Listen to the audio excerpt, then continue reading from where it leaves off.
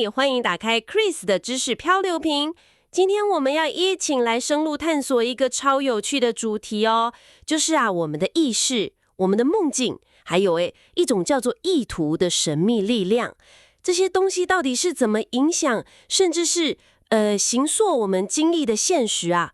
准备好迎接一些可能有点脑洞大开的想法了吗？没错，今天我们会来聊聊你是不是真的可以在梦里面为所欲为？还有就是想要跟决定要这两种想法，到底有什么关键的差别？然后我们要怎么更有意识的，好像在玩游戏一样来面对我们的生活呢？哇，玩游戏这个比喻我喜欢。那我们先从清明梦开始聊好了。你有没有过那种经验，就是在梦里突然间意识到我在做梦这样？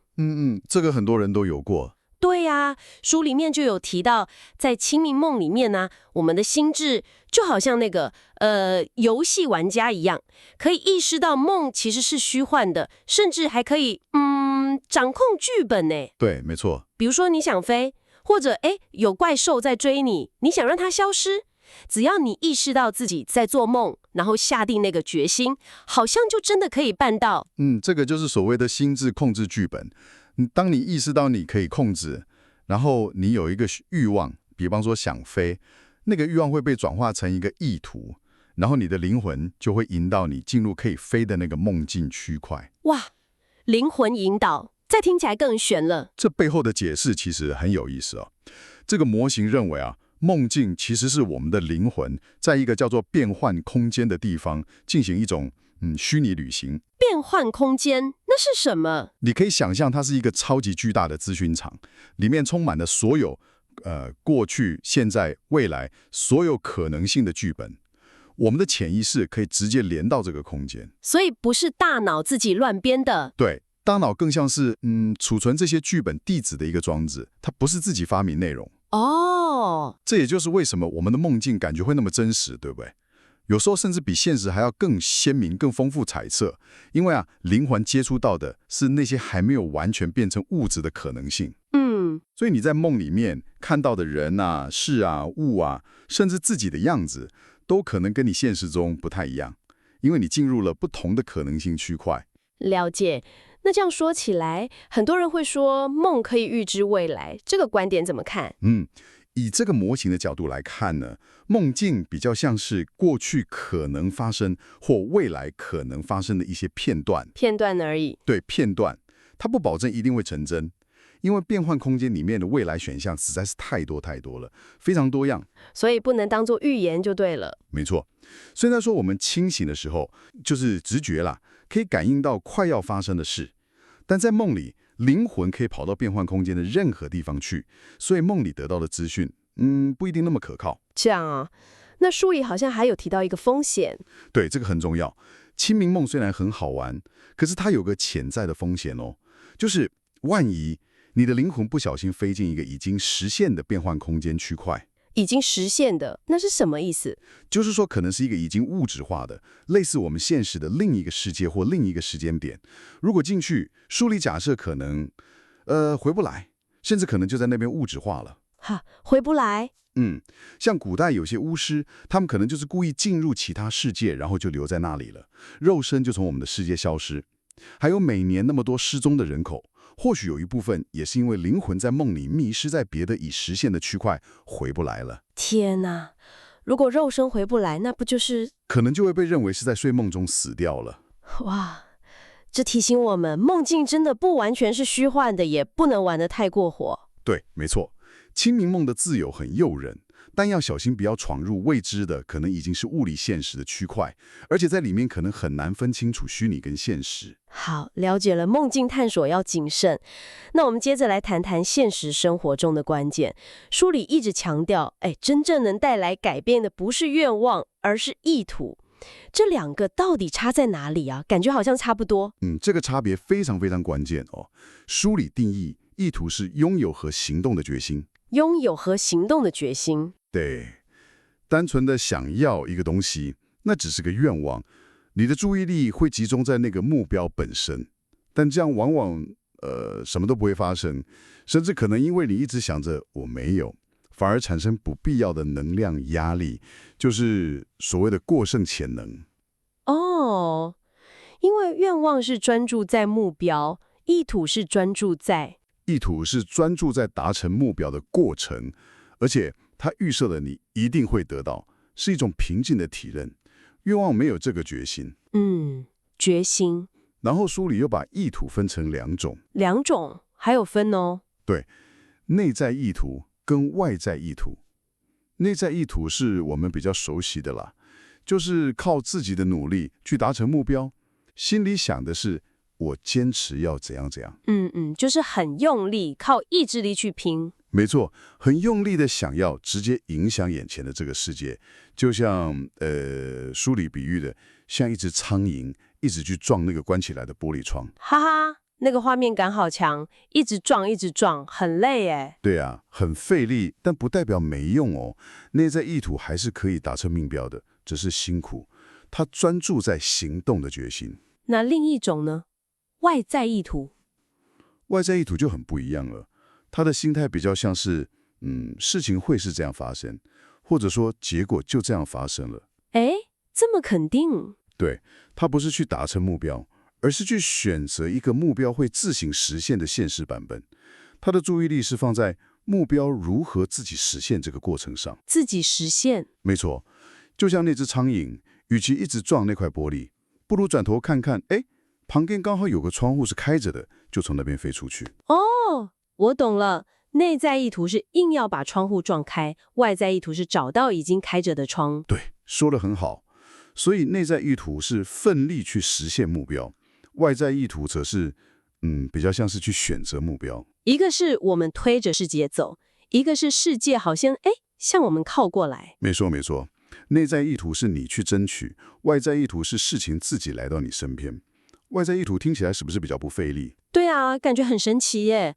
但选择目标，这听起来会不会有点太被动了？好像就是只是坐在那边等好事发生，这跟单纯的等待有什么不一样吗？问得很好哦。外在意图绝对不是被动等待，它是一种有意识的允许。对，允许目标自行实现，好像是你给它开了绿灯。它运作的方式不是在我们现在这个现实区块里面硬干一用力，而是透过你意识的调整，好像移动到另一个可能性已经存在的区块，移动到别的区块，像跳换频道一样，有点那个意思。想象一下，不是你用念去移动桌上的铅笔，那很难嘛，对不对？对，而是你的意识切换到另一个铅笔已经在你想要的位置的那条生命线上。移动的不是铅笔本身，而是它在变换空间中的那个实现点。哇，生命线、实现点，这就是 Transurfing 的核心力量吗？没错，这就是关键。我们不是要跟世界硬碰硬，而是要学会去选择我们想要的那个剧本。感觉好像是物理法则在不同的生命线或区块可能也不太一样。是的，我们熟悉的物理法则只适用于变换空间中特定的物质实现区块，在我们的区块人不能飞，但在别的区块就不一定了。好，从对抗变成选择，这到底要怎么做到啊？听起来需要很高的专注力或是一种特别的状态。关键中的关键就在于心智与心灵的合一。心智与心灵的合一，意识跟潜意识要一致。正是如此。当我们的意识，也就是心智，和我们的潜意识，也就是心灵，他们的目标一致的时候，外在意图就会自然而然地启动了。可是这听起来很难呢。平常我们的想法不是很混乱吗？对，麻烦的地方就在这里。我们的心智跟心灵最容易在什么事情上达成共识呢？不知道哎。就是在那些我们不想要的事情上。啊，真的假的？真的，像是恐惧啊、担忧啊、焦虑啊，这些负面情绪，心灵感受很强烈，心智也一直想，对不对？对，常常这样。这就是为什么我们常常觉得好像坏事特别容易发生，特别容易成真，因为我们在无意中心智和心灵达成了共识，一起选择了那个充满问题的剧本。天哪，原来是这样。所以如果想要驾驭外在意图，让它为我们所用，第一步就是醒过来。没错，就是要醒过来，就像从那个半梦半醒的生活状态中真正的醒过来。书里好像也说，我们平常生活其实某种程度上也像在半睡半醒之间。对，很多人都是这样，缺乏意识，有时候是因为不愿意去面对现实，或是被一些惯性、被摆锤带着走。摆锤，哦，那是另一个概念了。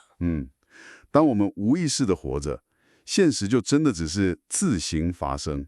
我们是被动的接受别人写好的剧本，而不是自己选择。那要怎么提升这个意识，让自己更清醒啊？书里提供一个方法，叫做练习超然。超然听起来很高仙。其实不会，想象一下，你是一个演员，你正在台上演你的角色，对吧？但同时，你的内在有一个守护者，好像坐在观众席，很冷静的在观察台上的你，还有其他演员，还有整个剧情。一边演一边看。对。这个守护者不投入剧情，他只是客观的看，这样你就不会完全陷进去。你要保持警惕，保持心智的清晰。也就是说，要有一个内在的观察者。没错，这种有意识的觉知，它的重点其实不在于去控制外面发生的一切，那太难了。那重点在于观察，然后允许你真正想要的那个比较好的剧本进入你的生活。允许，听起来还是有点抽象。你需要做的其实就是去想象它会如你所愿地发生，不是去强求，而是平静地知道它会是这样。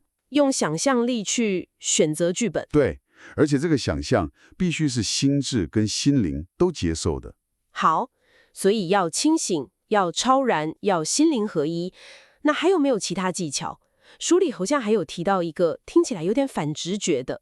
你说那个降低重要性，对吧？对，就是说为了降低对目标的那个执念，也就是书里说的重要性，反而要在一开始就先接受失败的可能性，这不是很奇怪吗？哈哈哈，听起来是有点怪，但这非常非常关键哦。这是运用外在意图的第二个重要条件。你想想看，当你对一个目标看得太重，非得到不可的时候，是不是压力很大？对啊，会很焦虑。那个焦虑，那个过度的欲望，反而会产生过剩潜能，阻碍外在意图的运作。所以书里建议，在一开始你就先在心里好好的演练一遍，如果失败了会怎么样？想象失败。对，认真去想，失败了天会塌下来吗？